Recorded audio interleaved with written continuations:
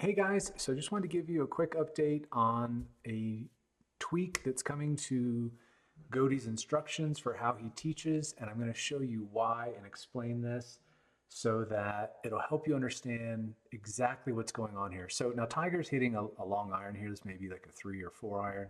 I've got an 8 iron here, so it's going to be slight differences there. But I'm going to help you start to understand why I'm making this shift because you're going to see it visually with your own eyes. So one of the things that Tiger's always been known for is this incredible amount of width during during his takeaway and during his whole backswing. And as you can see here, let me back him up just a little bit. It's crazy how wide his swing looks. Now, if you read anything in golf literature about how the arm should move in the swing, from Ben Hogan to Bobby Jones to Nicklaus, you name it. I learned how to play golf on Jack Nicklaus Golf My Way VHS tapes back in the 80s. So I get that whole idea of how the swing was taught back then. I've taught it that way for years, and I've always followed it. But Tiger always looked different than Hogan, than Jack, than Jones, and all of these guys. And right here is one of the biggest differentiators. Now the question is, how does he do it, and why, more importantly? And what you'll see here is that both of our arms look like they're being transported by our bodies. And we have very, very little wrist set and very little flexion in the right arm and very little lift in the right arm. And this is something that you guys have seen with Godey for taking live lessons with him. He detects right arm lift. So if he sees this shoulder or wrist starting to bend or elbow starting to bend, he can see that right away in a live lesson. And so he'll call you out on that and help you to understand that you're starting to lift with your right arm. Now, the trick is that if you read any golf literature, anything that's ever been published on the golf swing for the most part, it's all about keeping that right arm very passive, very soft. That works in certain swing patterns, but that, in my opinion, is not what Tiger's done at all. In fact, in order to achieve these very same positions that Tiger has here, I have to have my right hand grip very strong, not strong in the terms of strength for the club face.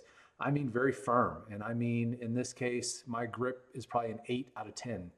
And Tiger himself has talked about this, that he's always had his grip at about a 6 to 8 out of 10. And that's very contradictory to what most other golf instruction has always been about. Soft grip, soft hands, hold it like a tube of toothpaste, a baby bird in your hands, etc. But the reality is, if you don't have a firm grip, the club is going to start to set, and you're not going to be able to have the same width. And I've experimented with this for years and years and years and trying to understand exactly what the greats did. That's how the GOAT code came about. And I will tell you that my grip is very strong, my right arm is very firm, and my wrist is firm. So again, the opposite of what pretty much most all golf instruction tells you. But as you'll see, as we continue up here, so Tiger's always had this insane width at the 9 o'clock point here. So again, I'll roll him back. And you can see very clearly that I now have a very similar amount of width. Now, again, this is not something I'm trying to fabricate. I'm not trying to maintain width. I'm trying to understand exactly how the greats moved to create these positions as a result, not as a cause. And so now you can see that in this case, my club is way over here. Normally, my wrist is already a lot more set at this point. And then Tiger, again, he's got a longer club, so it's going to be a little bit different, but they're almost identical. And again, I'm a little bit more on my right side here. This is Tiger's era where he was working with, hanging more on the lead side stuff. So it's a little bit different than his earlier 2000s swing, which is more what I look like here. I'm more into my trail side. Both of them obviously work. They all have their pluses and minuses. But the big difference again is the only way that normally my club is much closer to vertical here at this point, like this. The only way to do this is with a stiff right arm, stiff wrist, firm grip.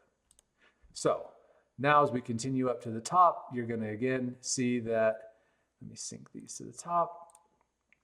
Again, I got a shorter club. I've only got an 8 iron here, so it's a short swing.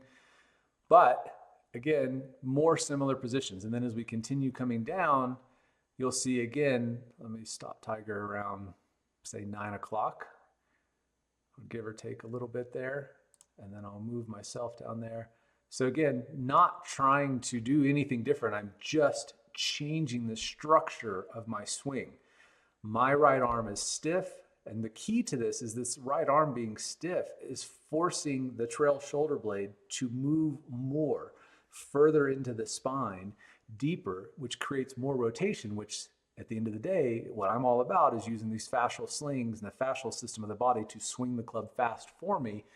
And that getting that right shoulder forced back, that right shoulder blade forced back, forces the fascial slings to load more in a coil, in a diagonal line, a coil, almost like a helix pattern, and that is what unwinds me automatically in the downswing. So these things are all happening as a result of one core construct change in my swing, and that is not having a soft trail arm. In fact, my trail arm is very stiff relatively, and I would call it maybe a 7 or 8 out of 10. And these are the differences that are creating a much wider swing, a much more coil, and completely effortless power. But the feeling is radically different than anything that you've probably ever felt before. But again, you can see that there's no question that these positions begin to match what the goat's really doing. And what he's really doing is loading the fascial system. And in order for me to feel these same things, the trail arm's got to be stiff, the wrist has got to be stiff. I'm trying to keep it wide. I'm holding it tight with my fingers. Even though it doesn't look like I've got a ton of tension built up there, my arm feels very active. And my lead arm in this case actually feels like it's just being told what to do. But if you look at it, my lead arm looks like it's very straight, almost like hyperextended. But I don't have really any tension per se in my lead arm at all. It's all coming from my trail arm. So when you work with Goaty now, he's going to start to emphasize this more to help you feel this, to understand how to get that trail shoulder blade back so that you really stretch that anterior fascial sling. Just to kind of remind you what this is, kind of attaches down here at your hip, goes up here towards your shoulder. You got these on both sides. And as you turn back, you are stretching that trail shoulder away from that lead hip. And that is partly what helps unwind everything very fast in the downswing. And so when you work with Goaty now, you're going to start to hear different instructions, and this is why.